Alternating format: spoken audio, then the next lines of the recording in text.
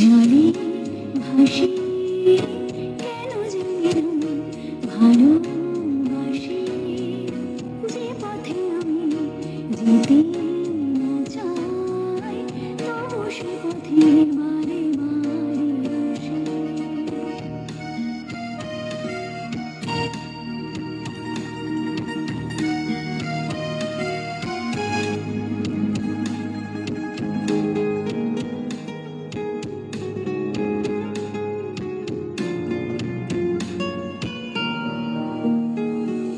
হাত বাড়িয়ে যাকে ধরতে গেলাম সে তো কবু এসে ধরা দিল না।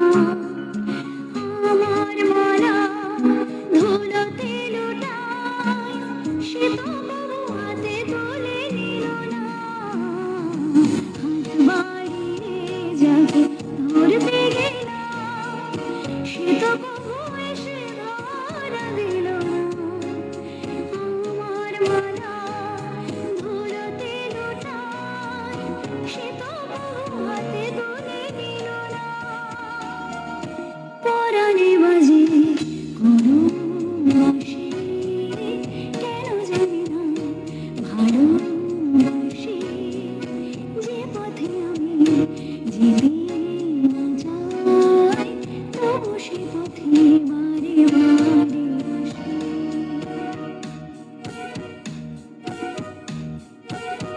ও যাকে পাবো না তাকে আমি কেন জানি না ভালোবাসি যে পথে আমি যেতে না চাই তবু সে পথে বারে বারে আসি। শুভ সন্ধ্যা বন্ধুরা, শুনছেন রেডিও জংশন নিবেদিত লাইভে পত্রালির এবছরের মতন শেষ পর্ব। হ্যাঁ, আজ আমরা 286তম পর্বে এসে উপস্থিত হয়েছি। আর হাতে গোনা দিন, আগামী রবিবার আমাদের চতুর্থ বর্ষীয় সাহিত্য সম্মেলন। সেদিন আমরা হাত ধরাধরি করে সবাই একসাথে আলাপ পরিচিতি সারব। হবে গান, গল্প, আড্ডা, পরিচিতি, আরও অনেক কিছু। তাই এবছরের মতন আজকে শেষ পর্ব। বিষয় ও নদীরে একটি কথা শুধাই শুধু তোমারে। আপনাদের চিঠিপত্র সম্পাদনা করেছেন মাননীয় সৌমেন্দ্রনাথ জানা। চিঠি পড়ব আমি চঞ্চল, আমার সাথে রুনুদি আর পলাশ। বন্ধুরা, একটি ঘোষণা করছি অনুষ্ঠানের শুরুতেই। 2024-25 সালের রেডিও জংশন নিবেদিত পত্রালির চিঠির বিষয় ও সেরা পত্রকারদের নাম, যাদের আমরা সম্মানিত করব আমাদের আসন্ন সাহিত্য সম্মেলন শ্রীরামপুর IMA ভবনে। আমাদের এবছরের প্রথম বিষয় ছিল আমরি বাংলা ভাষা। সেরা পত্রকার আসিয়া খাতুন। দ্বিতীয় বিষয় ছিল প্রেমের জোয়ারে। সেরা পত্রকার চঞ্চল চৌধুরী। এর পরের বিষয় ছিল খুনসুটি। সেরা পত্রকার বীরেন্দ্রনাথ সাহু। পরের বিষয় বেলা শেষে। সেরা পত্রকার লক্ষণ দাস ঠাকুরা। 5 নম্বর বিষয়ে ছেড়ে দে মা কেঁদে বাঁচি। সেরা পত্রকার মঞ্জলি দাস। 6 নম্বর বিষয় বহুরূপী। সেরা পত্রকার অনিতা চৌধুরী। ভোটরঙ্গ বিষয়ের সেরা পত্রকার হয়েছিলেন মীনাক্ষী দাস। ছুটি ছুটি পর্বের সেরা পত্রকার অঞ্জলি সেনগুপ্ত। বিষয় কতদিন দেখিনি তোমায়। সেরা পত্রকার মিনতি চট্টোপাধ্যায়। সবুজ পৃথিবী এই বিষয়ে সেরা পত্রকার কানন কুমার মুখোপাধ্যায়। আমাদের 11 নম্বর বিষয় ছিল শাওন রাতে যদি। সেরা পত্রকার সত্যব্রত দত্ত। পরের বিষয় মেলার মজা। সেরা পত্রকার হয়েছিলেন ফুলকুমার বেরা। যাও পাখি বলতারে এই বিষয়ক সেরা পত্রকার মিঠু মণ্ডল। একান্নবর্তী বিষয়ক সেরা পত্রকার দিলীপ কুমার চন্দ্র। আমি শ্রী শ্রী ভজহরি মান্না বিষয়ের সেরা পত্রকার তিস্তা বেজ। পরের বিষয় ছিল রেলগাড়ি। সেরা পত্রকার বিশ্বনাথ বন্ধু। বিষয় এসেছে শরৎ। সেরা পত্রকার ঝর্ণা দত্ত। স্বাদ আর সাধ্য। সেরা পত্রকার ফিরোজা বেগম হুগলি। বিদায় বেলায় সেরা পত্রকার নাসিমা বেগম বলু। আলোর উৎসব বিষয়ক সেরা পত্রকার শিবপ্রাসাদ। বিষয় মিলন হবে কতদিনে সেরা পত্রকার মিতুল ঘটক। ছাদ বাগান বিষয়ক সেরা পত্রকার বিধানচন্দ্র সান্যাল। সোয়েটার বিষয়ের সেরা পত্রকার মাননীয়া দীপা বাগচি। ঘুড়ি লাটাই বিষয়ের সেরা পত্রকার ডাক্তার প্রদীপ কুমার দাস। ও এই পক্ষের যে বিষয় ও নদীরে একটি কথা শুধাই শুধু তোমারে, তার নাম ঘোষণা হবে আজকের অনুষ্ঠানের শেষে। 25টি বিষয়ের 25 জন সেরা পত্রকারের নাম আমরা করলাম। আপনাদের সাদর আমন্ত্রণ 2025-এর চতুর্থ বর্ষীয় রেডিও জংশন সাহিত্য সম্মেলনে আপনাদের আমরা স্মারক সম্মানে ভূষিত করব। আপনারা পাচ্ছেন রাধারানী দত্ত স্মৃতি স্মারক। চলুন সরাসরি চলে যাব আজকের চিঠি পাঠের আসরে।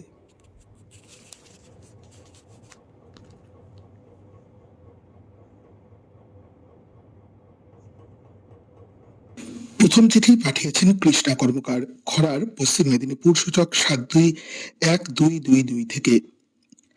প্রিয় পত্রালী, আমার বাড়ির পাশ দিয়ে শিলাবতী নদীর কুলুকুলু স্বরে বয়ে চলেছে আপন মনে, আপন গতিতে, আপন ছন্দে।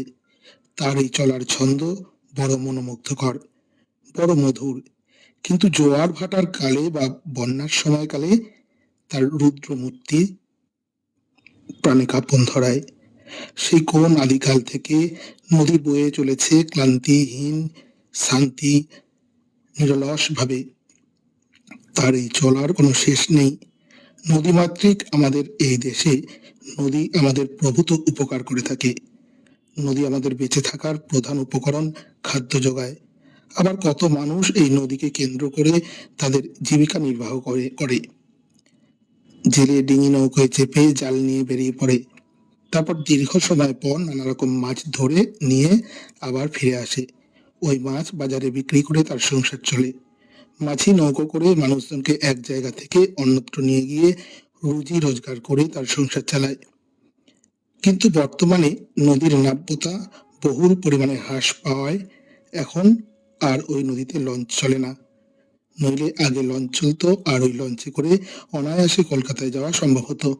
কিন্তু বর্তমানে তা আর হয় না। সারা বছর মোটামুটি শ্রান্ত থাকলেও বর্ষায় শিলাবতী কানায় কানায় ভরে ওঠে। বেশি বৃষ্টি হলে দুকুল ছাপিয়ে জল বাজারে ঢুকে পড়ে।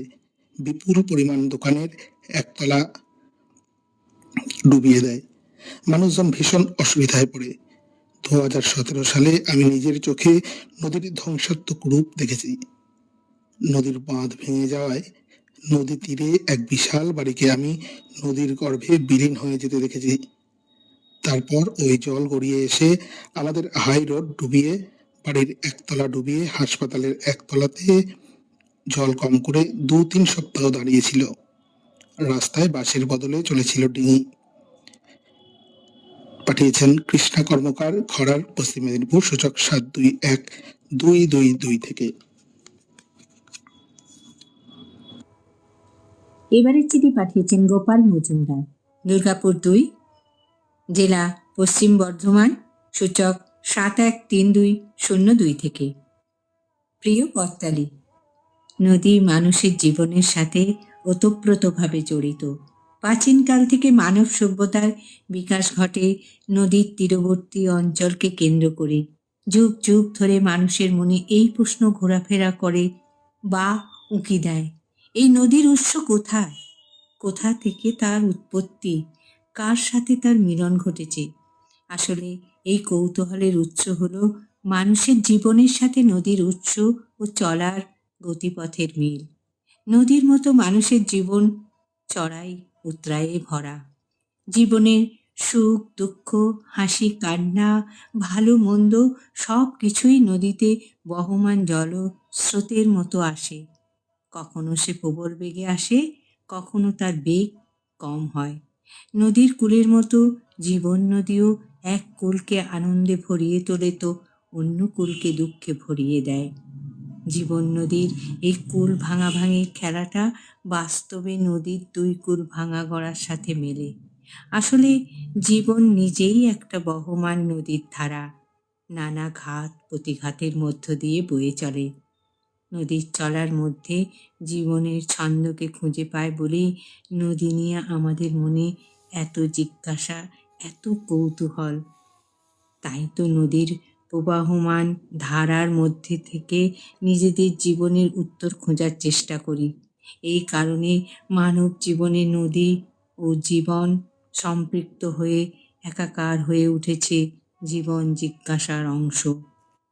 নববর্ষের শুভেচ্ছা ভালোবাসা সহ চিঠিখানি পাঠিয়েছেন গোপাল মজুমদার, দুর্গাপুর ২, জেলা পশ্চিম বর্ধমান, সূচক ৭১৩২০২ থেকে। এবার চিঠি পড়ব বিমান চন্দ্র মল্লিক মহাশয়ের। চিঠিটি পাঠিয়েছেন সুরিপাড়া, পোস্ট বোলপুর, জেলা বীরভূম, সূচক ৭৩১২০৪ থেকে। নদী, তোমার বহমান স্রোতধারার সাথে সাথেই জীবনের ধারা ও সময়ের ধারা পরিবর্তিত হয়ে চলেছে। তুমি কত বহমান ঘটনার সাক্ষী হয়ে আছো। তোমার পবিত্র ধারায় অবগাহন করে পবিত্র হয়েছি, দেহ মন শুদ্ধ করেছি। তোমার পবিত্র ধারা দিয়ে আমাদের জমিকে শস্য শ্যামলা করে তুলেছি। তোমার পবিত্র জল পান করে পশু পাখি বেঁচে আছে। তোমার ২ পাড়ের গাছপালায় আশ্রয় নিয়েছে কত পশু পাখি। মানুষের জীবনে যেমন ভাঙা গড়া আছে, তেমনি ভাঙা গড়াই তোমার খেলা। তুমি যেমন একদিকে সমৃদ্ধ জনপদ, কৃষিক্ষেত্র গড়ে তোলো, তেমনি সমৃদ্ধ গ্রাম নগর তোমার স্রোতের আঘাত সহ্য করতে না পেরে তোমার বুকে তলিয়ে যায়। বন্যার সময় যেমন তোমার ২ পাড়ের সবকিছু ভাসিয়ে নিয়ে যাও, তেমনি ২ পাড়ের জমিতে পলি সঞ্চয় করে ফসলের উৎপাদন বাড়িয়ে তোলো। মাঝে মাঝে ভাবি, মানুষ কত স্বার্থপর। তোমার বুক থেকে তুলে নিচ্ছে বালি মাটি, তোমার বুকে বাঁধ দিয়ে তোমার গতিপথ মন্থর করে দিচ্ছে। কলকারখানার বিষাক্ত রাসায়নিক পদার্থ, শহরাঞ্চলের নর্দমার নোংরা জল, মৃত মানুষ ও পশু তোমার বুকে ফেলে তোমার পবিত্র জলধারাকে ক্রমশ দূষিত করে তুলছে। এর ভয়ানক ফল যে মানুষকে ভোগ করতে হবে, তা হয়তো এখনো পর্যন্ত মানুষ বুঝতে পারছে না। চিঠি শেষ করেছেন বিমান চন্দ্র মল্লিক। চিঠিটি পাঠিয়েছিলেন সুরিপাড়া, পোস্ট বোলপুর, জেলা বীরভূম, সূচক ৭৩১২০৪ থেকে। এবারে পড়ব বাসুদেব মণ্ডলের চিঠি। লাইব্রেরি বাড়ি, সুরেশনগর, ডাক তারাপুর, জেলা নদিয়া, সূচক ৭৪১৪০২ থেকে পাঠিয়েছেন। প্রিয় পত্রালী, ভারী সুন্দর বিষয়। কত কালের মন উচ্চাটন করা সুরের দোলা হেমন্ত মুখোপাধ্যায়ের সেই কালোজয়ী গান। গ্রামগঞ্জে মাইকে শোনা যেত, ও নদীরে একটি কথা শুধাই শুধু তোমারে, বলো কোথায় তোমার দেশ, তোমার নেই কি চলার শেষ। অনেককাল আগে নদীর জড়ের খেতে খড়ের দোচালা কুড়ে ঘরে বিশ্রাম করতাম, সব পাক খাবার খেয়ে। সেই সময় নদীতে পাল তোলা নৌকা যেত, মাঝি হাল ধরে মনের আনন্দে উদাত্ত কণ্ঠে গান গাইত, শুনে মন ভরে যেত। আকাশ বাতাস মথিত করে ওই গানের সুর ভেসে আসতো। কি মায়া ভরা সেই গান। সত্যি আমরা আজ কাজ শেষে ঘরে ফিরে পরিবারের সাথে সময় কাটাই, সুখ দুঃখের গল্প করি, কিন্তু নদীর কে আছে? নদী কোথায় যায়? কোথায় তার দেশ? সে কি চলতেই থাকবে? কোনোদিন থামবে না? তার চলার শেষ কবে হবে? কে বলবে? বলতে পারো? কে তাকে ভালোবেসে থামাবে? তার কি কোনো আত্মীয় নেই যে ভালোবেসে কাছে টেনে নেবে? এই গান অন্তরে গাথা হয়ে আছে। বাউল, রাখাল, পথিক, মাঝি সকলের কণ্ঠে ধ্বনিত হয়ে চলেছে। যতকাল নদী বইবে ততকাল এই প্রশ্ন থাকবে, ও নদীরে একটি কথা শুধাই শুধু তোমারে। চিঠি পাঠিয়েছেন বাসুদেব মণ্ডল, লাইব্রেরি বাড়ি, সুরেশনগর, ডাক তারাপুর, জেলা নদিয়া, সূচক ৭৪১৪০২ থেকে। এবারে চিঠি পাঠিয়েছেন তরুণ মৈত্র, ইসলামপুর, মুর্শিদাবাদ, সূচক ৭৪-২৩-০৪ থেকে। বন্ধু পত্রালি, তোমরা হেলেন কেলারকে পড়েছ। আমিও না পারি বলতে, না পারি দেখতে। আমি কথা না বলতে পারলেও আওয়াজ করতে পারি। আমার প্রবাহের মধ্যে যে নানান সুর ওঠে, সেই সুরের টানেই কত কবিতা লেখেন। কত মন খারাপ করা মানুষ আমার তীরে বসে মন ভালো করে। ক্লান্তিতে আমার তীরে এসে বসে সমস্যার সমাধান খুঁজেছে, পেয়েছে সেই সমাধানের আনন্দ, বুঝেছে আমার সুখ দুঃখের কথাও। চলার পথে আমার দুই তীর ভালোবাসার ছোঁয়ায় হয়ে ওঠে উর্বর। সেই মাটিতে শস্য উৎপাদন, সেই শস্য বিক্রি করতে মানুষ আমার বুকে নৌকা জাহাজ চালিয়ে নিয়ে যায় দূর দেশে। আমার জলপ্রবাহকে ভিত্তি করে দুই তীরে মানুষ গড়ে তুলেছে কত শিল্প, কত বাণিজ্য, গড়ে উঠেছে জনপদ। গ্রাম শহরের রূপ নিয়েছে। সময় বদলায়, যুগ বদলায়, আমি সেই আগের মতোই বয়ে চলেছি। আমার নেই কোনো বিশ্রাম।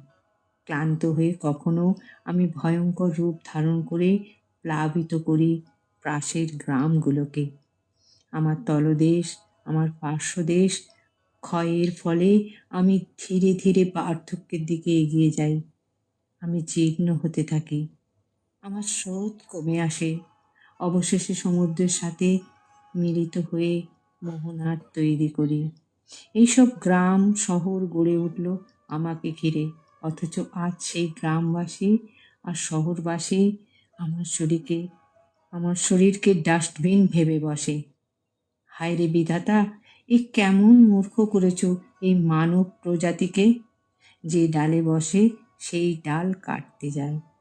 আবর্জনার পাহাড় জমেছে আমার শরীরে। হে মানব প্রজাতি, ইলেকট্রনিক্স গ্যাটেজের বিষাক্ত সব জিনিস ছুঁড়ে ফেলেছ আমার শরীরে। আমি যদি তোমাদের সন্তান হতাম, পারতে আমার পাকস্থলী বিষাক্ত জিনিসে ভরিয়ে তুলতে। এই মানব প্রজাতির কাছে আমার আবেদন, তারা যেন আমাকে তাদের পরিবারের একজন হিসাবে দেখে। সভ্যতার অস্তিত্বকে টিকিয়ে রাখতে পারি আমি। চিঠিখানি পাঠিয়েছিলেন তরুণ মৈত্র, ইসলামপুর, মুর্শিদাবাদ, সূচক ৭৪-২৩-০৪ থেকে।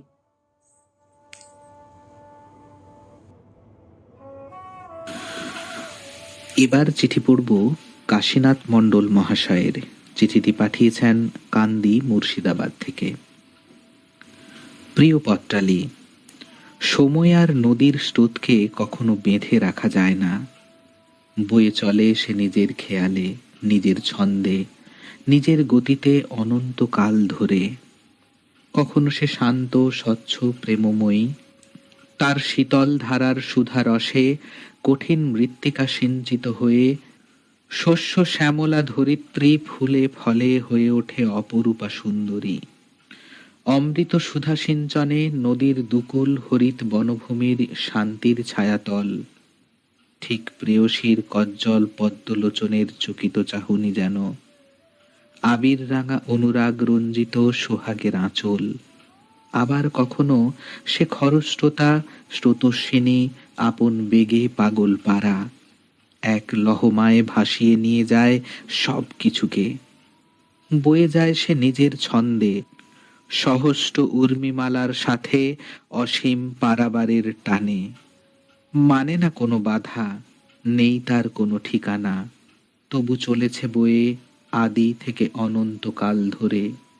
চলার পথে নুড়ি পাথরের বাঁকে বাঁকে গতি হারালেও শৈবাল দাম বাঁধতে পারে না তাকে। মানবরূপ নদীবক্ষে আমরাও ভাসিয়ে চলি জীবন তরিখানি। জীবন নদীর ঘূর্ণিপাকে হাজার ঝড় তুফানের মধ্যে দিয়ে উত্তাল তরঙ্গের উচ্ছ্বাসে বয়ে চলি দেহরূপ এই ছোট্ট পানশিখানি।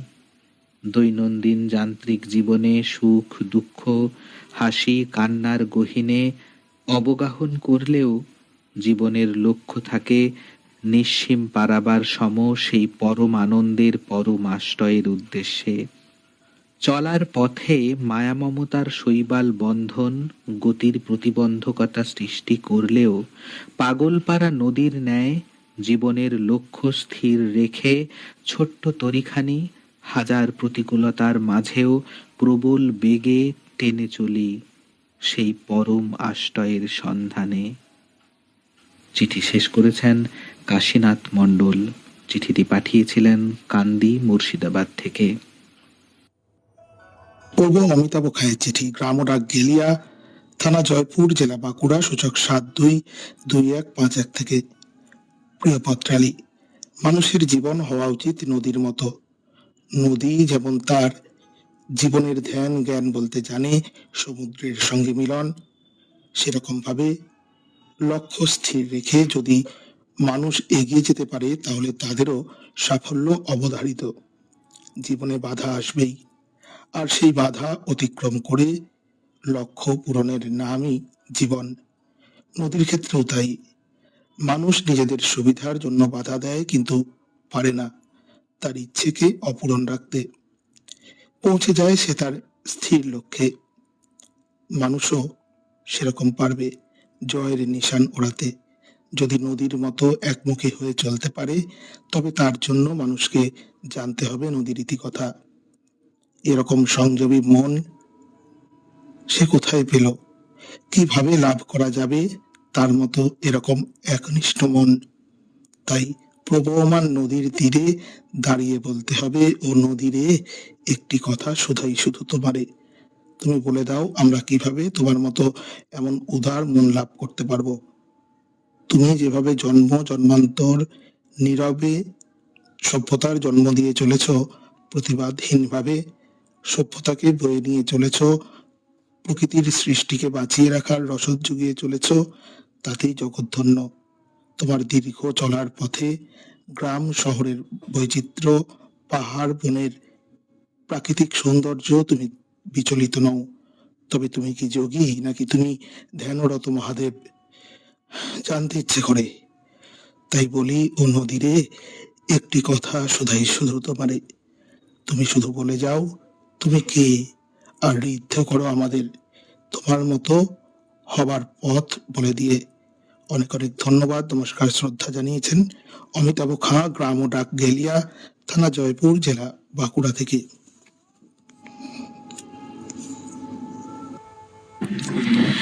जहाँ तू है वहाँ मैं हूँ, मेरे दिल की तू धड़कन है, मुसाफिर मैं तू मंजिल है, मैं प्यासा हूँ तू सावन है, मेरी दुनिया ये नजरें है,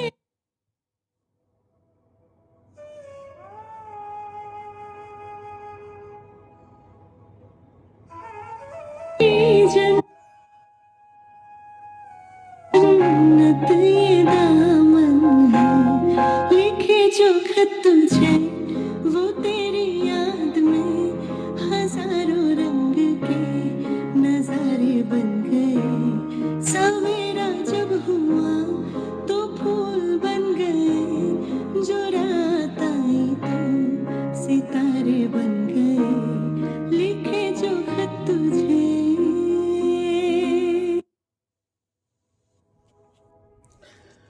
বন্ধুরা শুনছেন রেডিও জংশন নিবেদিত লাইভ পত্রালীর 286তম পর্ব।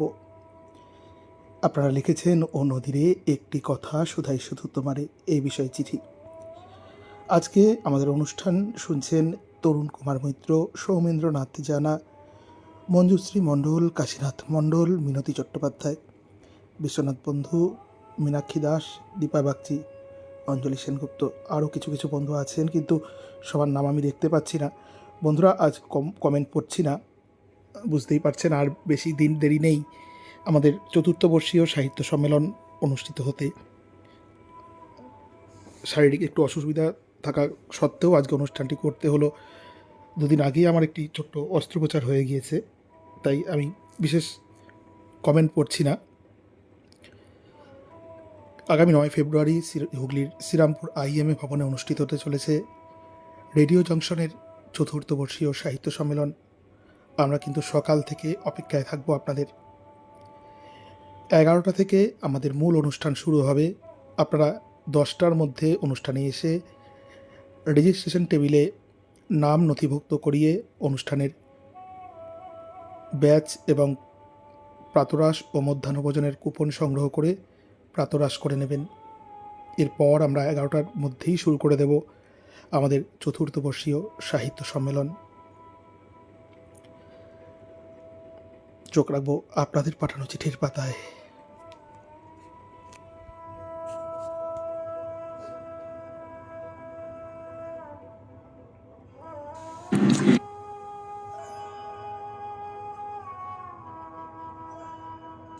এবারের চিঠি পাঠিয়েছেন অবনীভূষণ বালা, গ্রাম ও পোস্ট পূর্বস্থলী, জেলা পূর্ব বর্ধমান, সূচক 713213 থেকে। প্রিয় পত্রালী, তোমার বিষয় নির্বাচন খুবই সুন্দর ও নদীরে একটি কথা শুধাই শুধু তোমারে। নদী, তুমি যে দিবারাত্রি কুল কুল রবে অবিশ্রান্ত, নিদ্রাহীন, ক্লান্তিহীন হয়ে ছুটে চলেছ, তা কোন ভালোবাসার অমুক টানে? ছুটে যাচ্ছ আনমনে, এক মনে, এক প্রাণে। জানো পত্রালী, মধ্যাহ্নের দীর্ঘ ললাট থেকে সূর্য যখন খসে পড়ে, লাবণ্যময়ী গোধূলির আঁচল পড়ে, প্রখর তপন তখন রুক্ষতাকে দূরে সরিয়ে মিতালি করে গোধূলির সাথে।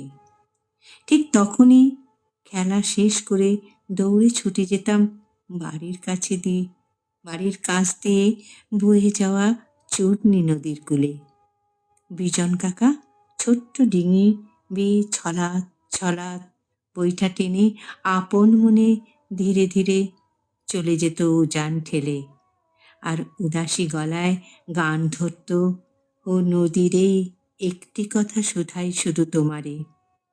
জানো পত্রালী, সেই সুমধুর উদাসী সুর তীর হয়ে বিদ্ধ প্রাণে, বিধ্বংসী বিরহের ঝড় হয়ে আছড়ে পড়ত মনে, আর চোখ দুটো স্রোতস্বিনী চূর্ণীর বিরহে ঢেউ বয়ে বেয়ে পৌঁছে যেত নদীর ওপারে, ওই বিজন কাকার গান শুনে ছুটে আসা চঞ্চল হরিণীর দিকে। কি অপূর্ব লাবণ্য তার! সে যেন মর্তে নেমে আসা স্বর্গপরী, সে যেন মনের আকাশে ওঠা রমজানের নতুন চাঁদ। তার মেঘ কালো চুলের খোঁপায় জড়িয়ে পেঁচিয়ে যেত যেন স্বপ্নালু রাঙানো বিকেলটা। ক্ষণিকেই অসাড় হয়ে যেত মন সন্ধ্যা নামতে, আর ভেসে যেত দুটো মন, দুটো ভাবনা বিরহী নদীর স্রোত বেয়ে। তখন দুটি মনই যেন একসাথে বলে উঠত, ও নদীরে একটি কথা শুধাই শুধু তোমারে। আরো বলতো, ক্ষণিক থমকে দাঁড়াতে কি পারো না নদী? পারো না কি ক্ষণিকের জন্য একটু থিতু হতে, তীব্র বিরহের বিচ্ছেদ কাটাতে? অনেক অনেক শুভেচ্ছা রইল প্রিয় পত্রালী। চিঠিখানি পাঠিয়েছিলেন অবনীভূষণ বালা, গ্রাম ও পোস্ট পূর্বস্থলী, জেলা পূর্ব বর্ধমান, সূচক 713213 থেকে। এবারের চিঠিটি পাঠিয়েছেন ফিরোজা বেগম, হকভিলা, কাজী মহল্লা, পান্ডুয়া, হুগলি, সূচক 712149। বন্ধু ও নদী, তোমায় দেখি নয়ন মেলে, কি তোমার গভীরতা, কি তোমার প্রসারতা। ছোটবেলায় বুঝতাম না তুমি কোথা থেকে আসো, কোথায় বা যাও, শুধুই তোমার বয়ে চলা দেখতাম। এখন অনেকটাই জানি বুঝি। কৈশোরে মামাবাড়ি গিয়ে নদীর ধারে বসে কুলু কুলু তান শুনে মনটা আনমনা হতো, কবিতা লিখতে ইচ্ছে করত। যৌবনেও তাই নদীর পাড়ে দাঁড়িয়ে কবিতা আবৃত্তি করতাম। হয়তো নদীকে শোনাতাম। নদীর স্বচ্ছতা, তার গভীরতা, তার বয়ে যাওয়ার কুলুকুলু শব্দ আমাকে যেন রোমান্টিক করে তুলতো। এখন এই বয়সে এসে নদী তো দেখি, আগের চেয়ে অনেক বেশি, বেশি দেখি, কিন্তু একটা অন্য অনুভূতি হয়। তবে কি বয়স বাড়ার সাথে সাথে মন রোমান্টিকতা হারিয়েছে, দৃষ্টিভঙ্গি বদলেছে? সে তো সময়ের সাথে সবকিছুই বদলায়, কিন্তু নদীর বদল কি কম কষ্টদায়ক? নদী তার স্বচ্ছতা হারিয়েছে, তার জলের রং বদলেছে, তার গতিও বাধাপ্রাপ্ত হয়েছে, তার সেই মনোমোহিনী কুলুকুলু শব্দ বদলেছে। কলকারখানার বর্জ্য পদার্থ, অতিরিক্ত প্লাস্টিকের ব্যবহার এবং নদীগর্ভে নিক্ষেপ কোথাও কচুরিপানা গতিরোধ করেছে। আমাদের মানুষের অবিবেচনা, স্বার্থপরতা, উদাসীনতা, এই সমস্ত নানা কারণে নদী তার সৌন্দর্য হারিয়েছে, গভীরতা হারিয়েছে। তাই নদীকে আমার একটি কথাই শুধাতে ইচ্ছে করে, তুমি কি তোমার পথ চলাতে খুশি? তোমার কি কোনো অভিযোগ নেই মানুষের দরবারে? কি জানি, হয়তো তোমার বোবা কান্না নিস্তরঙ্গ স্রোতের মাঝেই মিশে বয়ে চলেছে নীরবে। চিঠি শেষ করেছেন ফিরোজা বেগম। হকভিলা, কাজী মহল্লা, পান্ডুয়া, জেলা হুগলি, সূচক 712149। এবারে চিঠি পাঠিয়েছেন হাওড়া থেকে বৈশালী বিশ্বাস। ও নদীরে একটি কথা শুধাই শুধু তোমারে, নদীর পাড়ে যার জন্ম সে আর নদীর কথা কি বলবে। ছোট থেকে বড় হয়ে শুধু নদীর এপার ওপার করেছি, নদীর ধার ধরে এসেছি পুরনো সভ্যতা থেকে নতুনের কাছে। তবু নদী তোমার সাথে কথা হয় না কতদিন। ঝটতি সফরে যখন বাসটা খুব জোরে ছুটে ব্রিজের ওপর দিয়ে, তখন মাথার মধ্যে কিলবিল করে না পাওয়া বন্ধু, প্রেম, সময়, হতাশা। ঘোর কাটতে দেখি তুমি পেরিয়ে গেছো হাওড়া থেকে নিচু জলাভূমি বা হাওড়া বুঝিয়ে তৈরি। এখানে মানুষ থাকে, তবু অধিবাসে করতে চায় না। কোনোভাবে ব্রিজ ধরে ওপারে পৌঁছতে পারলে সেই কলকাতার আলোকে ছোঁয়া যায়। আমিও তাই ছুটে মরি এপার ওপার। আজ হঠাৎ দেখলাম বাসটা খারাপ হয়ে গেল বাবুঘাটের সামনে এসে। ফেরি পেরোতে হবে, নদীর ওপর দিয়ে নয়, নদীর মধ্যে দিয়ে, সেই আগের মতো। গানের দাদু, আমি, মা, বেলু, খুশি ও অন্যান্য। আকাশবাণী যাব, আমাদের গীতি আলেখ্য, ছোটদের জানালা। সারাদিন রেকর্ডিং এর পর এই হাওয়া গায়ে লাগিয়ে ঝালমুড়ি খেতাম। নতুন চাঁদ মামা থেকে অনন্যার প্রেমের গল্প পর্যন্ত শুনেছি। তারপর দৌড়। মাধ্যমিক পড়া। অসুস্থ দাদু বলেছিল, শোনো, ঈশ্বর যা দেয় তাকে দেখে শুনে রাখতে হয়। কে শোনে? নদী পেরোবো আমি, আমরা। যাদবপুর থেকে টেমস পর্যন্ত ছড়িয়ে পড়ব। আজ বেসরকারি স্কুলে বাচ্চাদের পড়ানোর পর কতবার মনে হয় একবার যদি ফিরতে পারতাম। খুব অসহায় লাগে। আর দাদু নেই, হারমোনিয়াম নেই, ত্রিবেণী নেই, একা একটা মরুভূমি। আজ মনে হলো তুমি তো আছো, এত ইতিহাসের ভার নিয়ে, মৃত্যু জন্মকে সাথে নিয়ে। আমিও পারবো। ঠাম্মা তো বলেছে, গঙ্গা দিয়েছে আমাকে। আচ্ছা একটা কথা বলো, বাঁধন ছিঁড়ে এগিয়ে গেলে কি করে সবকিছু ছেড়ে? লিখছেন বৈশালী বিশ্বাস, হাওড়া থেকে।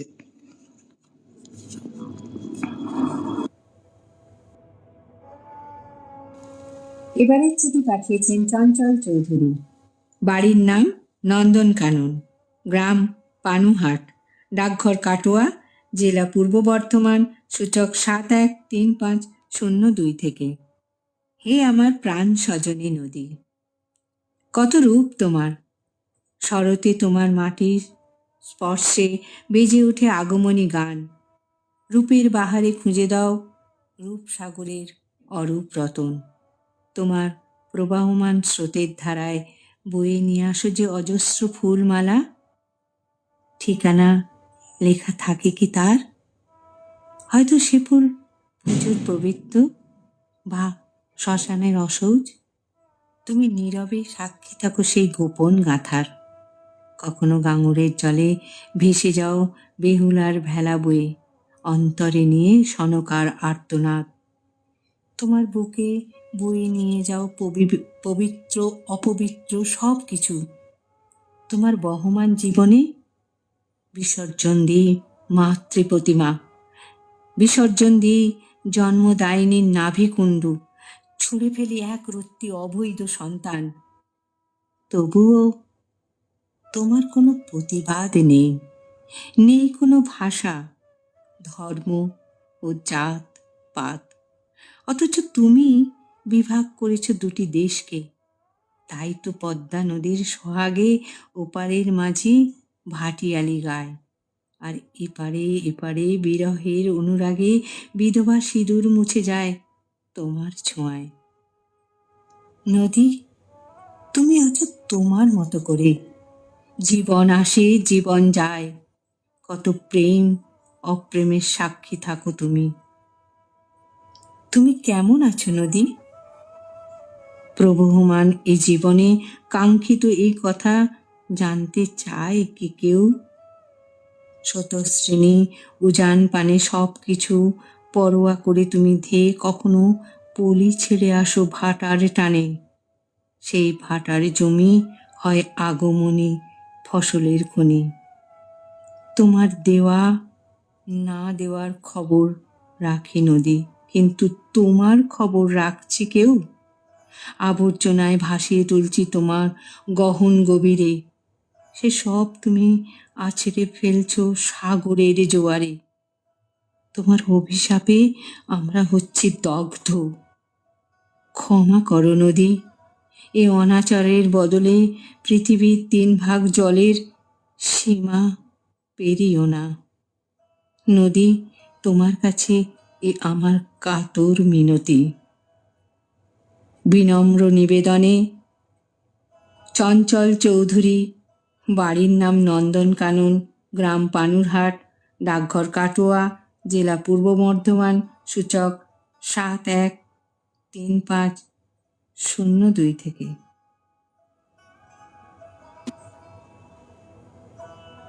আমি আপনার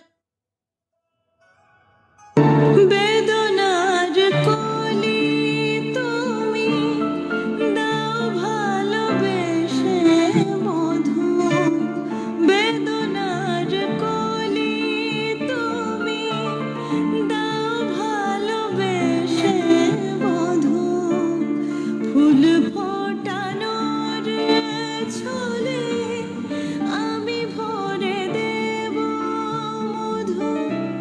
সারা মন কেন তুমি চোখে সাজালে, কত কি রয়েছে লেখা কাজলে কাজলে, নয়ন সরসী কেন?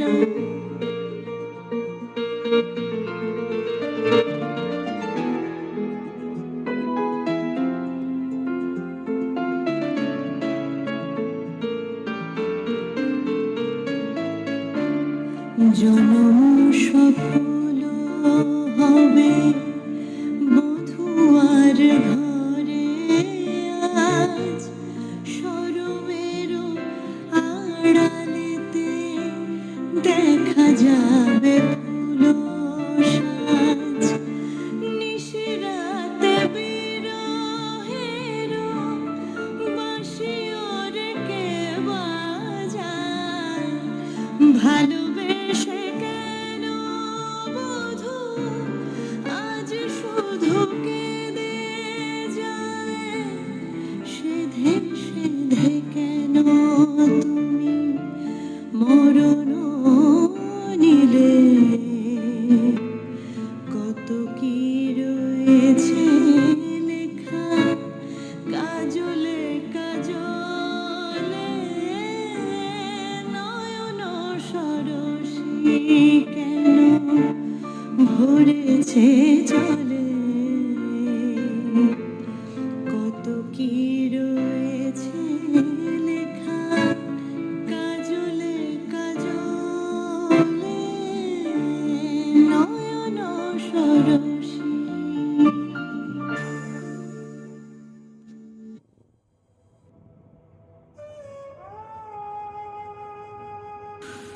চিঠি পাঠিয়েছেন দীপা বাগচি মহাশয়া। চিঠিটি পাঠিয়েছেন ধনিয়াপাড়া, ব্যারাকপুর থেকে। প্রিয় পত্রালী, ব্যারাকপুর ধোবিঘাটে আমি মাঝে মাঝেই সূর্যাস্ত দেখতে যাই।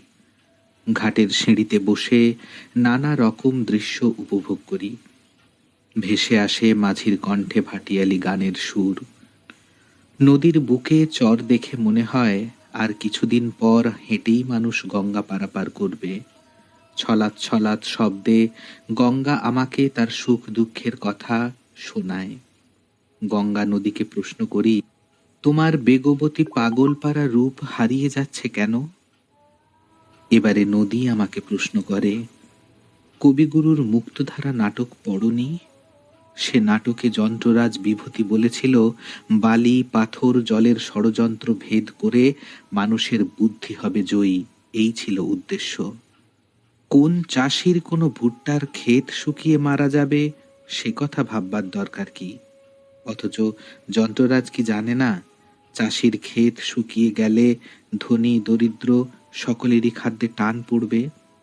বাঁধের পর বাঁধ তৈরি করে প্রতিটি নদীকে একেবারে খেপিয়ে তুলেছে ক্ষমতাবান মানুষ। পাগলপাড়া রূপ কি করে ধরে রাখবো? সাধারণ মানুষ বিশ্বাস করতে পারে না যে দেবতা তাদের যে জল দিয়েছেন কোনো মানুষ তা বন্ধ করতে পারে। যন্ত্ররাজ বিভূতি বলেছে, দেবতা তাদের কেবল জলই দিয়েছেন, আমাকে দিয়েছে জলকে বাঁধার শক্তি। একেই বলে ক্ষমতার দম্ভ। আমি বলি, কবি তো সাধারণ মানুষের প্রতিনিধি, যুবরাজকে দিয়ে বাঁধ ভাঙার কথাও লিখেছেন। আমরা সাধারণ মানুষরা চাই, আহা, প্রিয় নদীটি বয়ে যাক, পরিচিত পাথরে প্রতিদিন স্রোতের আঘাত লাগুক। উষ্ণ শুভেচ্ছান্তে চিঠি শেষ করেছেন দীপা বাগচি। চিঠিটি পাঠিয়েছিলেন ধনিয়াপাড়া, ব্যারাকপুর থেকে। এবারে চিঠি পাঠিয়েছেন বৃন্দাবন ঘোষ।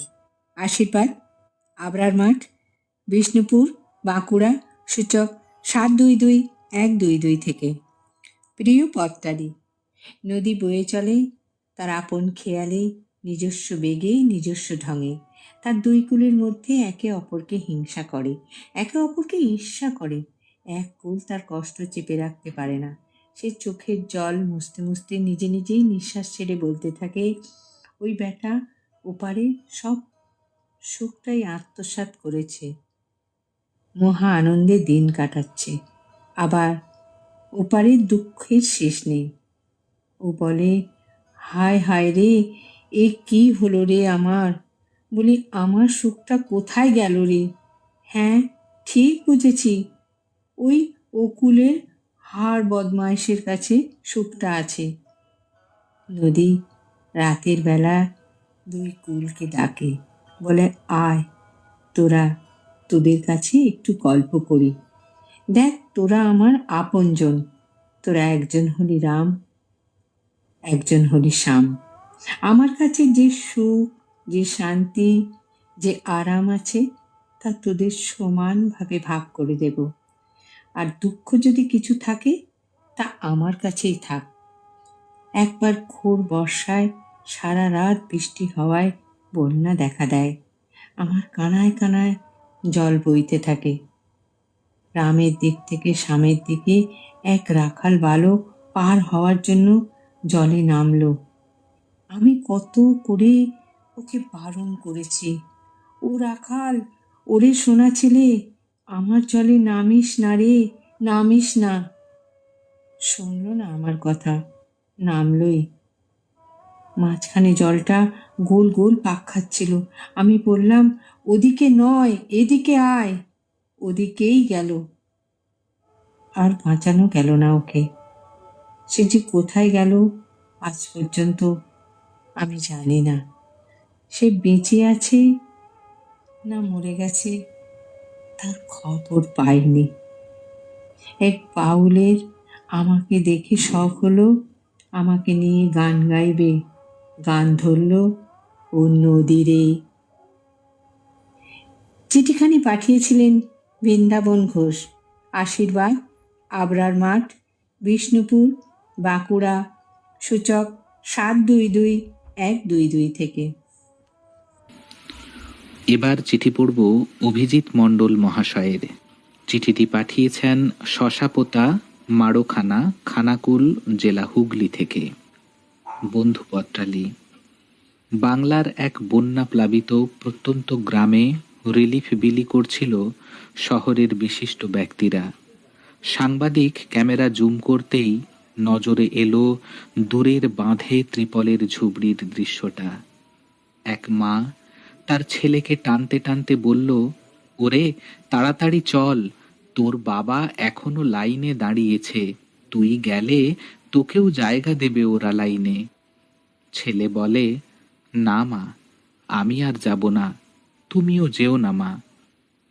মা বলে, ওরে না গেলে শুকিয়ে মরবি যে সবাই, তবুও তো দুদিনের খাবার দিচ্ছে ওরা। ছেলে বলে, মা গো, বারে বারে বন্যায় আলেয়ায় আর এই ত্রাণের ভিড়ে মরবার চেয়ে একেবারে অনশনে মরা অনেক গৌরবের, অনেক সম্মানের, মাগো অনেক। মা স্রোতস্বিনী ভয়ঙ্করী ভরা নদীর দিকে তাকিয়ে কেঁদে কেঁদে বলল, ও নদী রে, একটি কথা শুধাই শুধু তোমারে, আর কতকাল কাঁদাবি বল আমারে। ছেলে বলে, নদীর পাড়ে গ্রামটি আমার, তাই তো বাঁচি দুর্ভাবনায়, চোখের সামনে বাস্তুভিতে ভাসে ভাদ্রের সর্বনাশী বন্যায়। Low battery, please charge. জানি না কবে পৌঁছবে মোদের ব্যথা বিশিষ্টের অঞ্চলে। ইচ্ছে করে চেঁচাই জোরে, চাই না আর গুড় চিড়ে।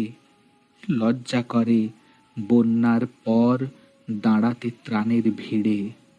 রোজ আসে জোয়ার ভাটা, আমরা ভিজি চোখের জলে, আর কতকাল মুখ লুকোবো অস্থায়ী ঝুবড়ির ত্রিপলে। চিঠি শেষ করেছেন অভিজিৎ মণ্ডল। চিঠিটি পাঠিয়েছিলেন শশাপোতা, মাড়োখানা, খানাকুল, জেলা হুগলি থেকে।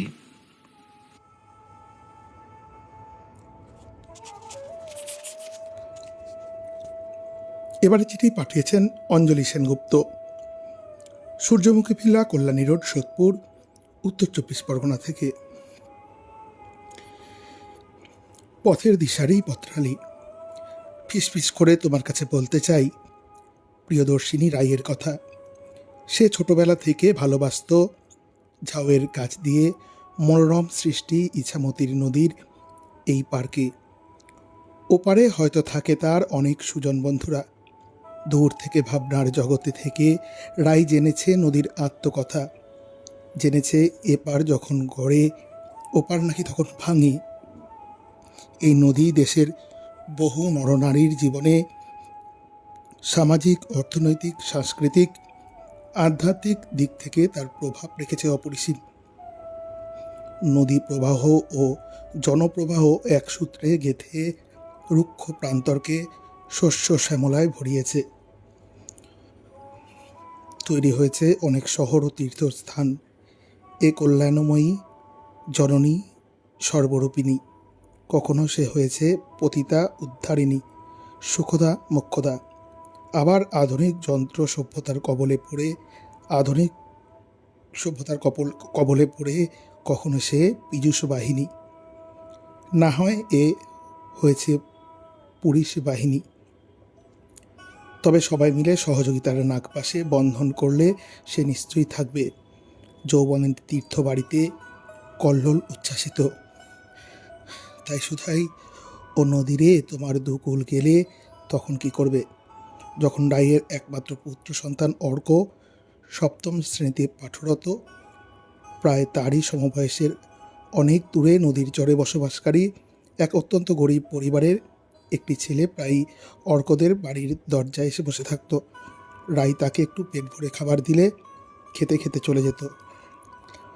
একদিন সে গায়ের ছেঁড়া জামাটা খুলে নিজের বুকটা রাইকে দেখায়। সেখানে জলদে পুড়িয়ে পুড়িয়ে মা লিখেছে, দগদগে পোড়া ক্ষত। কোটরাগত বড় বড় চোখ দিয়ে টপ টপ করে জল পড়ছে। আর রাই খাবার দিতে আসলে পা ধরে বলে, তুমি আমার মা, রায় চিৎকার করে শিউরে ওঠে। অসম্ভব। ছুটে ঘরে গিয়ে বিছানায় শুয়ে পড়ে। প্রায় অর্ধ চৈতন্য অবস্থা। অর্ক, অর্কের বাবা এবং পরিবারের সবাই ছুটে আসে।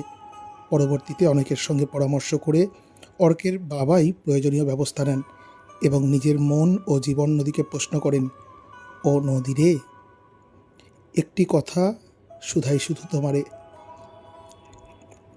বড়তা নদীর একাঞ্জলি বাড়ি সিঞ্চনের শুভেচ্ছা সহ চিঠি পাঠিয়েছেন অঞ্জলি সেনগুপ্ত, সূর্যমুখী ভিলা, কল্যাণী রোড, সোদপুর, উত্তর 24 পরগনা থেকে।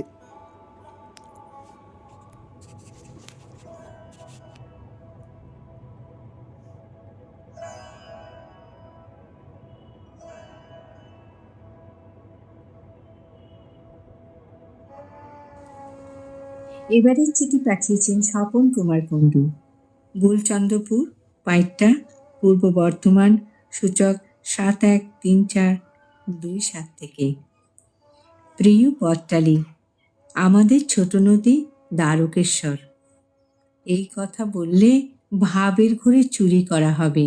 ওটা মোটেও আমাদের বর্ধমানের নদী নয়, ও হলো আংশিক বাঁকুড়ার আর বেশিরভাগই হুগলিরই। তার পাশ থেকে তার সঙ্গে মেলামেশা করতে করতে সে আমাদেরও বন্ধু হয়ে গেছে। সেই কোন ছেলেবেলা থেকে আমাদের পরিচয় দ্বারকেশ্বরের সঙ্গে। তার সঙ্গে মেলামেশা, 25শে ডিসেম্বরে ফিস্ট, 1 জানুয়ারির পুনর্মিলন উৎসব ওই দ্বারকেশ্বরের পাড়ে, পৌষ সংক্রান্তির রাত্রি জাগরণের পর ভোরবেলা মকর স্নান, তাও ওই দ্বারকেশ্বরের হাঁটু জলে। কবিগুরুকে স্মরণ করতে বৈশাখ মাসে বারবার পায়ে হেঁটে হতো নদী পারাপার। এছাড়াও বিনা আয়োজনে সাইকেল আরোহী হয়ে চলে যেতাম তার কাছে। বালি ঢাকা জলে পা ডুবিয়ে জলের নিচে মাছেদের খেলা করা দেখতাম। রাখাল ছেলে গরুর পাল নিয়ে চলে যেত তাদের বাড়ির দিকে। চাষি ভাই চাষের কাজ সেরে গাড়ি নিয়ে চলে যেত নদীর ওপারে। সেখান থেকে ছেলেমেয়েরা এসে জাল দিয়ে মাছ ধরত, স্নান করত, তারপর গ্রামের পথে পা বাড়াতো। অনেকদিন পর আবার সেদিন গিয়েছিলাম তার সঙ্গে দেখা করতে। তাকে প্রশ্ন করেছিলাম একটা, কেমন আছো তুমি? অনেক কথাই বলেছিল সে কোনো কথা না বলে। তার ব্যথা ভরা বুকে যন্ত্র দানবের ভারী পায়ের স্পষ্ট ছাপ দেখতে পেয়েছিলাম আমি। সেখানে দগদগে ঘা হয়ে আছে দস্যু দলের কোদাল দিয়ে কোপানোর দাগ। রয়েছে রক্ষক বেশধারী ভক্ষকের বুট পরা পায়ের আঁচড়ও। অত্যাচার এখনো চলছে অনবরত। ভালো থাকবেন, ভালো রাখবেন সকলকে। চিঠিখানি পাঠিয়েছেন স্বপন কুমার কুণ্ডু, বুলচন্দ্রপুর, পাইকটা, পূর্ব বর্ধমান, সূচক 713427 থেকে। মহাদেব গুড়িয়া মহাশয়ের চিঠিটি পাঠিয়েছেন সম্প্রীতি ভবন, গ্রাম উত্তর কাশিয়াবাদ, ডাকঘর মুন্ডাপাড়া কাশিয়াবাদ, থানা কাকদ্বীপ, জেলা দক্ষিণ 24 পরগনা, সূচক 743347 থেকে। প্রিয় পত্রালী, আমি সুন্দরবনের স্থায়ী বাসিন্দা। সুন্দরবনের মানচিত্রের দিকে তাকালে অবাক বিস্ময়ে দেখা যাবে শিরা উপশিরার মতো অসংখ্য নদ নদী সারা সুন্দরবন জুড়ে বিস্তৃত। নদীগুলি প্রচণ্ড খরস্রোতা। আমার নদীর সঙ্গে পরিচয় হয়েছে নদীবক্ষে ভ্রমণের সময়। রবিবার আগস্ট মাসের শেষ ছুটির দিন বেলা 11টার সময় মিউজিক সিস্টেমের ঢাউস তোরঙ্গ নিয়ে লঞ্চ ছাড়ল। যেটি ছেড়ে যতই গঙ্গার মাঝখানে যাচ্ছিলাম ততই রোমাঞ্চ হচ্ছিল। দিগন্ত নীল আকাশ ও নদীর তীরে খাড়া দাঁড়িয়ে থাকা গাছপালার সারি তখনও যেন চলমান, আর পেরিয়ে যাচ্ছে গঙ্গার ঘাটগুলি। ঘাটে এসেছে নিত্য স্নানার্থী। গঙ্গার ভাঙন আর দূষণ নিজের চোখে দেখে কষ্ট লাগলো যে কত আবর্জনা ভেসে চলেছে নদী বক্ষে। স্বর্গের অলকানন্দা মর্তের ভাগীরথী হয়ে বঙ্গোপসাগরে গিয়ে পাতালে ভোগবতী। সেই নির্মলতা কই? সেই পুণ্য তোয়া যেন আজ বিষ কুম্ভ নিয়ে ঘুরে বেড়াচ্ছে। বিদায় সন্ধ্যা আসিল ওই, ঘনায় নয়নে অন্ধকার। নদীর ঢেউয়ের ওপর নৌকা চলছে আপন বেগে। স্রোতস্বিনী নদী আজ যেন পাগলের মতো উত্তাল, থামছে না তার গতিময় ছন্দ। অবসন্ন গা এলিয়ে দেওয়া গঙ্গার তীর, এমনকি গঙ্গাও যেন এমন খুঁড়িয়ে খুঁড়িয়ে চলছে। ফেরার সময় পশ্চিমের সূর্য সমস্ত আকাশটাকে গোলাপি লালে রঙিন করে দিল। জলের ওপর তার ফাগ ছড়িয়ে পড়ল। যখন জেটি ছুঁলাম তখন আধো আলো আধো অন্ধকারে আমরা সকলে যেন ভাটার টানে ঘরে ফিরে যাচ্ছি। যেন কত কি রেখে গেলাম। ওগো মা, মনে রেখো, তোমার বুকে আমরা গান রেখে এসেছি। সেই আনন্দের গানে তুমি নব আনন্দে জেগে ওঠো। সব কলুষ নাশ করো, কলুষ নাশিনী হয়ে ওঠো। শুভ নববর্ষের শুভেচ্ছা জানিয়ে চিঠি শেষ করেছেন মহাদেব গুড়িয়া। সম্প্রীতি ভবন, গ্রাম উত্তর কাশিয়াবাদ, ডাকঘর মুন্ডাপাড়া কাশিয়াবাদ, থানা কাকদ্বীপ, জেলা দক্ষিণ 24 পরগনা, সূচক 743347। দুর্গে দুর্গতি নাশিনী মহিষাসুর মর্দিনী জয় মা দুর্গে। দুর্গে দুর্গে দুর্গতি নাশিনী মহিষাসুর মর্দিনী জয় মা দুর্গে। দেবী দুর্গে জগত জননী তুমি মা মঙ্গলকারিণী।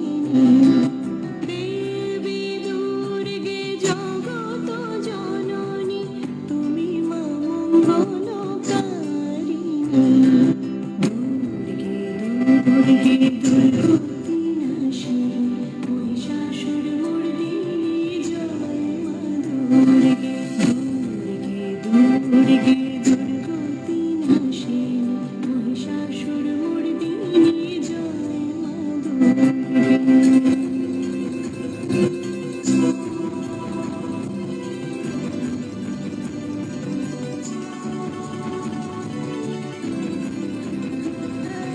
দশভুজা দশ শাস্ত্রশালিনী মধুকৈটভ সংহারিণী। দশভুজা দশ শাস্ত্রশালিনী মধুকৈটভ সংহারিণী। অদ্বিতীয়া তুমি অনন্যা, অদ্বিতীয়া তুমি অনন্যা। ভবানী মা দুঃখ হারিণী। দুর্গে দুর্গে দুর্গতি নাশিনী মহিষাসুর মর্দিনী জয় মা দুর্গে। দুর্গে দুর্গে দুর্গতি নাশিনী মহিষাসুর মর্দিনী জয় মা দুর্গে।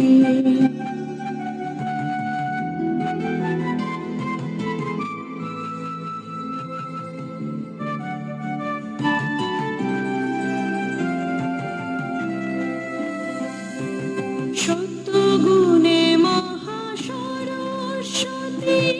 রজগুণে মহালক্ষ্মী রূপিণী। সত্যগুণে মহাসরস্বতী, রজগুণে মহালক্ষ্মী রূপিণী। তমগুণে মহাদুর্গা তুমি, তমগুণে মহাদুর্গা তুমি। মোহমায়া গো সনাতনী। দুর্গে দুর্গে দুর্গতি নাশিনী মহিষাসুর মর্দিনী জয় মা দুর্গে। দেবী দুর্গে জগত জননী তুমি মা মঙ্গলকারিণী। দেবী দুর্গে জগত জননী তুমি মা মঙ্গলকারিণী। দুর্গে নাশিনী মহিষাসুর মর্দিনী জয় মা দুর্গে দুর্গে দুর্গে দুর্গতি নাশিনী মহিষাসুর মর্দিনী জয় মা দুর্গে দুর্গে দুর্গে দুর্গতি নাশিনী মহিষাসুর মর্দিনী জয় মা দুর্গে।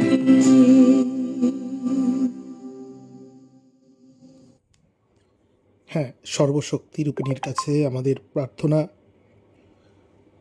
আমরা সবাই ভালো থাকবো, সুন্দর থাকবো, সুস্থ থাকবো, কারণ আমাদের বছরে একবার মিলন মেলা, সেখানে আমাদের সবাইকে হাজির হতে হবে। আমরা সকাল থেকে থাকবো সমস্ত পত্রবন্ধুদের প্রতীক্ষায়। বন্ধুরা, শুনে নেব আমাদের বছরের শেষ সেরা পত্রকারের নাম। তার সাথে কথা বলেছিলেন সম্পাদক মাননীয় সৌমেন্দ্রনাথ জানা। চলুন শুনে নিই তাদের কথোপকথন।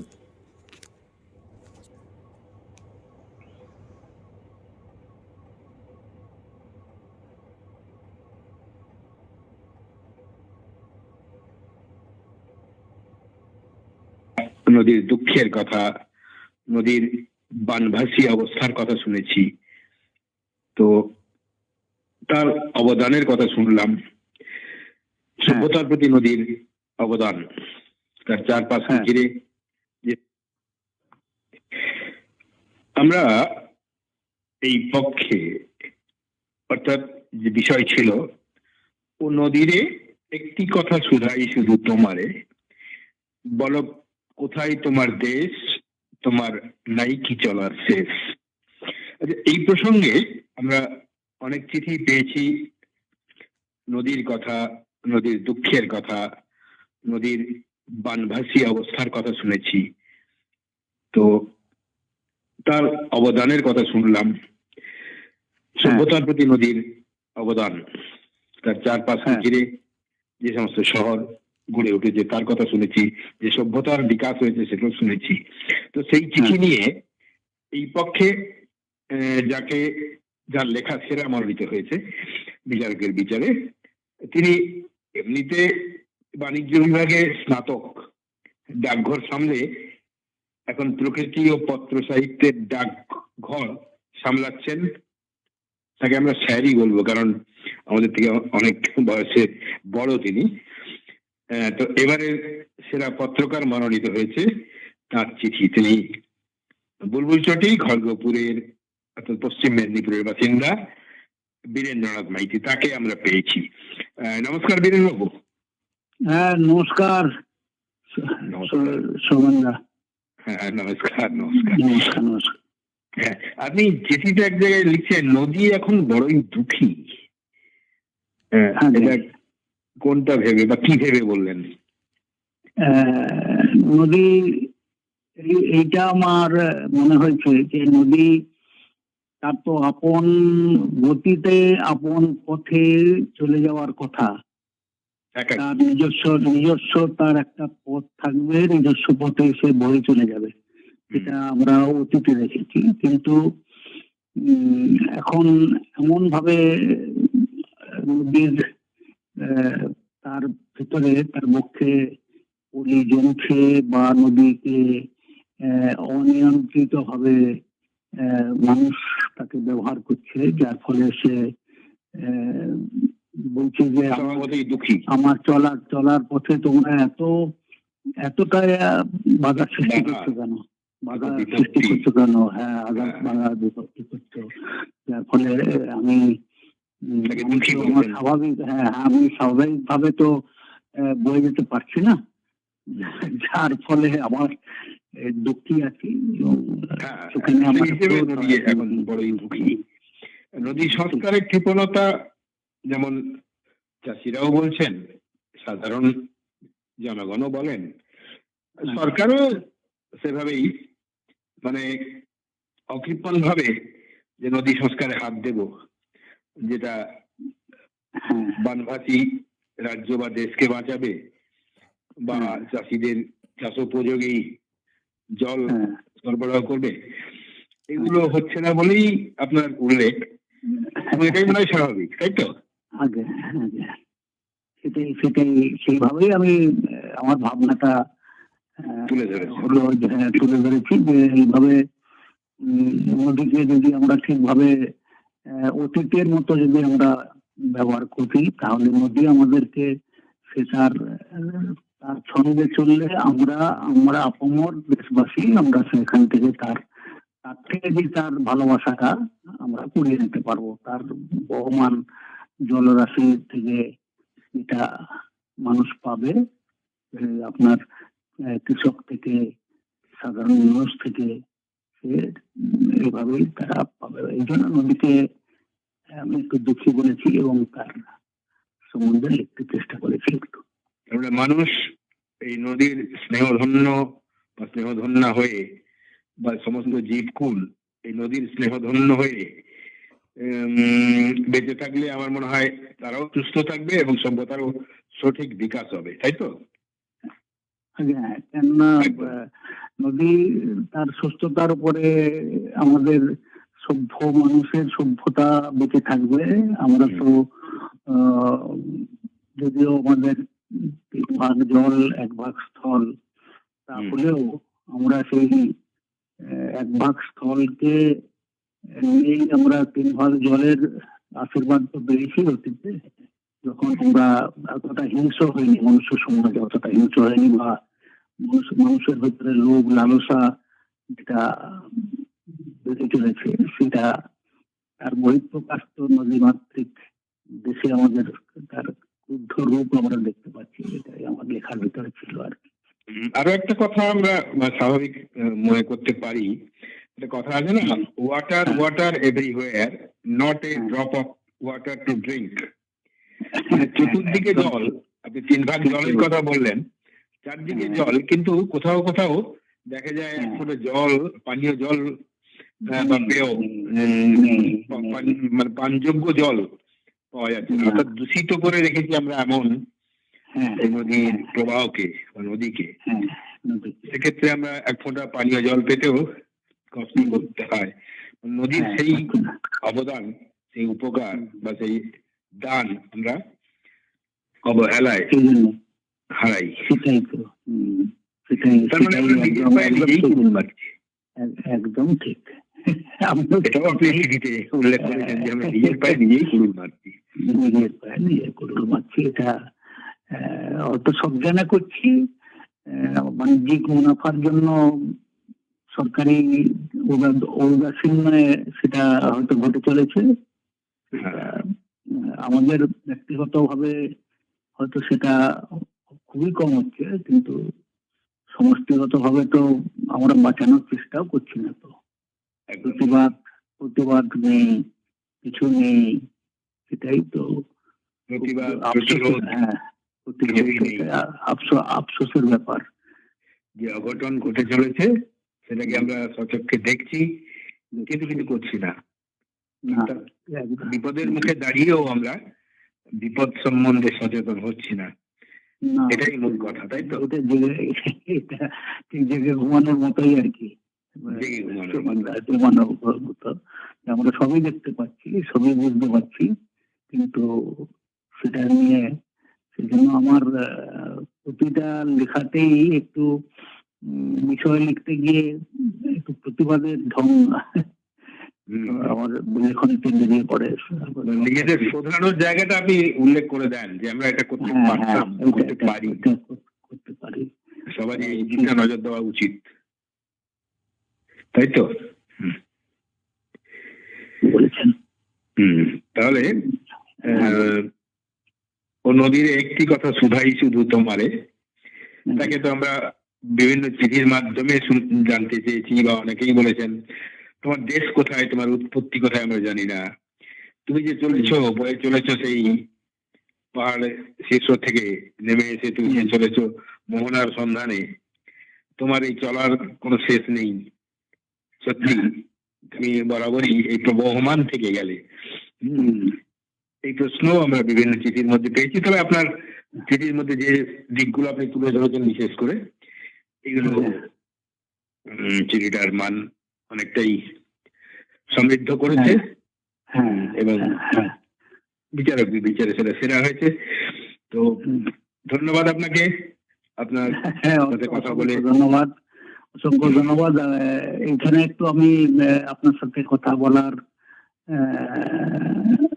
আগে সেটা আমার এই একটু সাক্ষাৎকারটা হয়ে যাক, তারপরে আমরা যদি ব্যক্তিগত হ্যাঁ, কোনো কথা থাকে বলবো। সাক্ষাৎকারের কথা বলবেন আপনি কিছু? সাক্ষাৎকারের সম্বন্ধে সাক্ষাৎকার আপাতত প্রসঙ্গে যদি না হয় তাহলে আমরা এবার সাক্ষাৎকারটা এবার শেষ করবো। আপনাকে ধন্যবাদ জানিয়ে, আপনার সাহিত্য সমৃদ্ধি কামনা করে, রেডিও জংশন আপনার সাহিত্য সমৃদ্ধি কামনা করে। এরপর আপনার চিঠিটা আমরা পাঠ করে আমাদের আমি শ্রোতা বন্ধুদের শোনাবো। আমিও রেডিও জংশনের প্রতিটি শ্রোতা বন্ধু, আমার ভালোবাসার সমস্ত মানুষদেরকে আমি অসংখ্য অসংখ্য শুভেচ্ছা, ধন্যবাদ, যাতে করে আমি শ্রেষ্ঠ পত্রকার হিসেবে বিবেচনা করার জন্য। নমস্কার। নমস্কার। সম্মেলনের কথা একটু বলুন। হ্যালো, আমি এই এই প্রসঙ্গে একটা কথা শুধু বলতে চাই যে আমাদের শ্রদ্ধেয় পত্রকার দাদা গৌতম চট্টোপাধ্যায় আমাদের ছেড়ে চলে গেছেন। এটা আমার মানে আগে স্মরণ করা উচিত ছিল, মানে সাক্ষাৎকার দেওয়ার আগে। না, আমরা রেডিও জংশন পত্র সাহিত্যের আসর থেকে তাকে যথোচিত সম্মান দিয়ে স্মরণ করব এবং করেওছি। তো ব্যাপার হচ্ছে এই সম্মেলনে তো সবাই আসবো, আমরা 9 তারিখের জন্য অপেক্ষা করছি।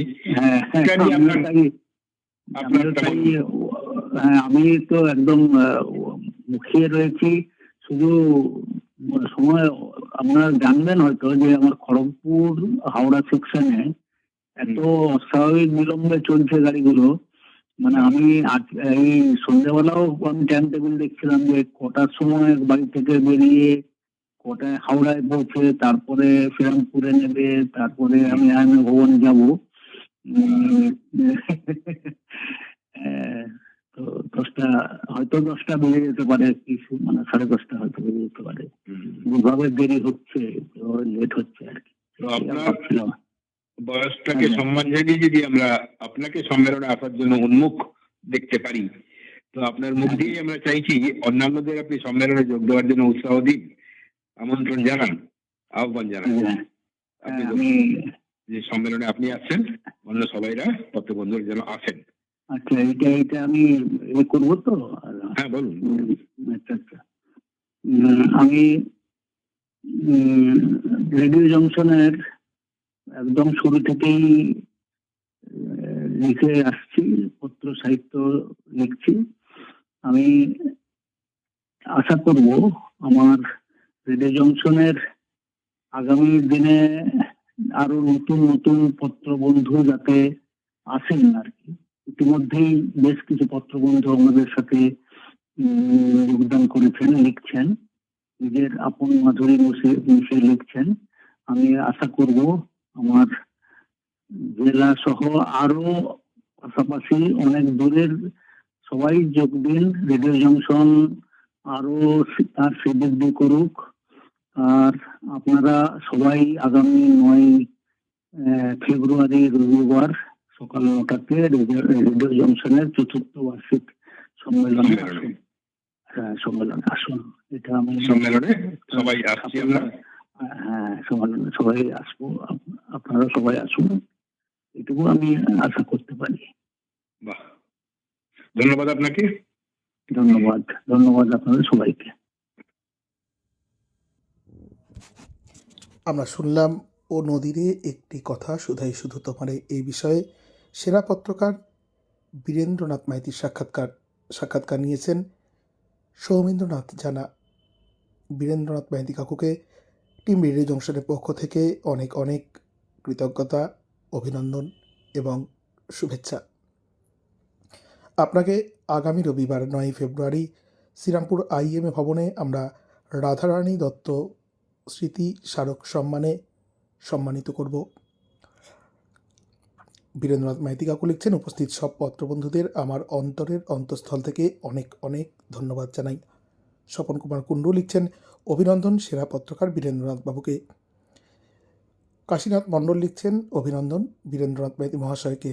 অনুষ্ঠান শুনছেন লোপামুদ্রা চট্টোপাধ্যায়, বৃন্দাবন ঘোষ, কমল ঘোষ। সবাইকে আমাকে দেখাচ্ছেন, আমি হয়তো সবার নাম করতে পারছি না, কিন্তু বন্ধুরা আপনাদের সবার জন্য অধীর আগ্রহে টিম রেডিও জংশনের প্রত্যেকেই উপস্থিত থাকবে আপনাদের সাদর অভ্যর্থনায়